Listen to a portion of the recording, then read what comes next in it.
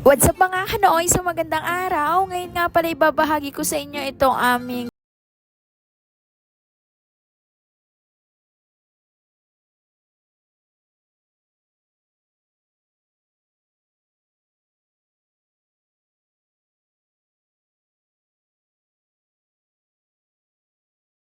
tanghalian or umagahan, parang panghimagas baga. Ito na nga, tag-print na ako ng ating signage para malaman nila na meron na tayong tindang ganito dito. 5 piso lang po ito mula sa puso. Meron na nga ako dito ang dating mga kutsarang maliliit kagaya nito kasi ito yung ipanghahalo at ipangsasandok nila sa gulaman. Mura lang din naman itong mabibili sa palengke. Medyo advantage nga ngayon kasi hindi na tayo bibili. Nag-prepare na rin.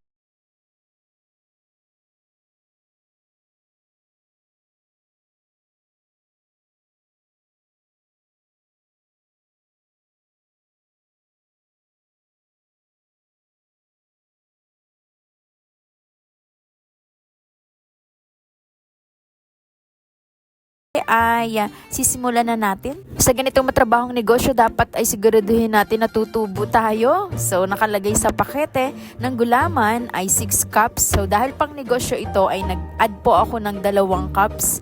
So, bali 8 cups kada isang pakete. Times 2 ay 60 baso to. Kasi kapag nagluluto ako ng gulaman or gelatin, gusto kong kulong-kulo yung tubig. So, nababawasan pa siya ng tubig sa, kumbaga, sa sobrang pagkulo, nag-evaporate pa siya. Kaya gusto ko sobra yung tubig na ilalagay dito kasi uunti talaga siya. Baka kasi hindi na tayo tumubo pag konti lang yung ating nataka ngayon. Dahil naubusan nga tayo ng gasol, ay eto. Nagamit tayo ng kala na di uling, pero maganda naman yan at malakas kasi.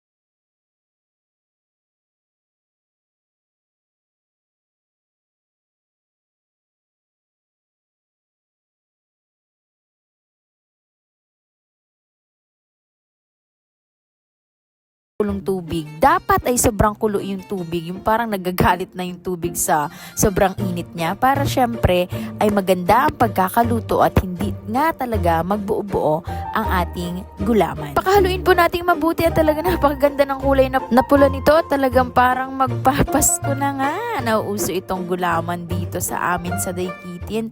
Masarap yung kinukuha dun sa ibasan, yung seaweeds na gulaman at talagang healthy yun.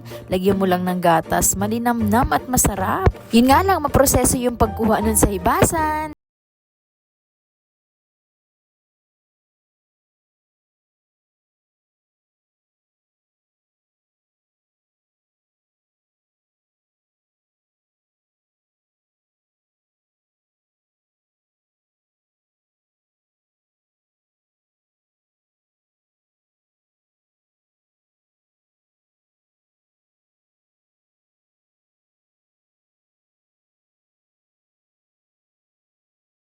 Sobrang kulo talaga ng iyong tubig yang ganito kasi para masigurado po natin na lutong-luto.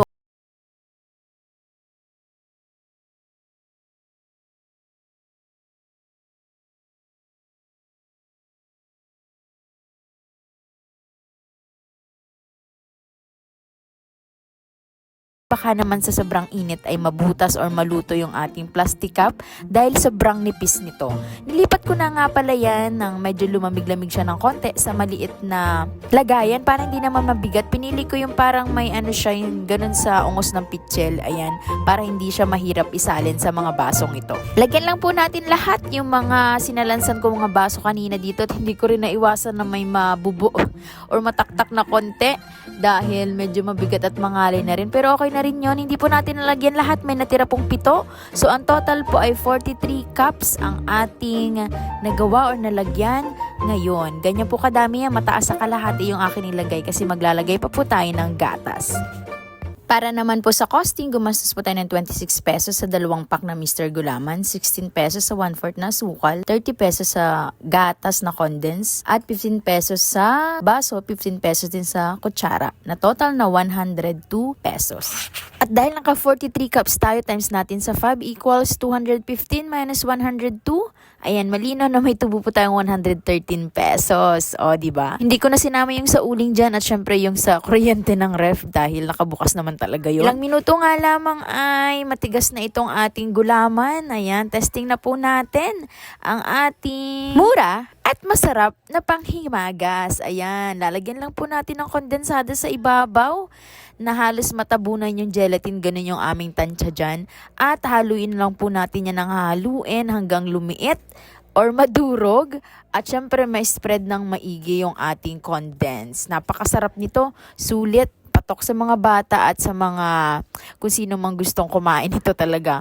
Mapapahirit ka pa nito kasi bitin siguro pag medyo malaki na yung isang baso. Pero sa bata, sakto na yung isa nito. Talagang sulit po sa kanila yan. Malamig na nga rin pala to. Naglagay ako sa freezer para bumilis malamig at tikman na natin.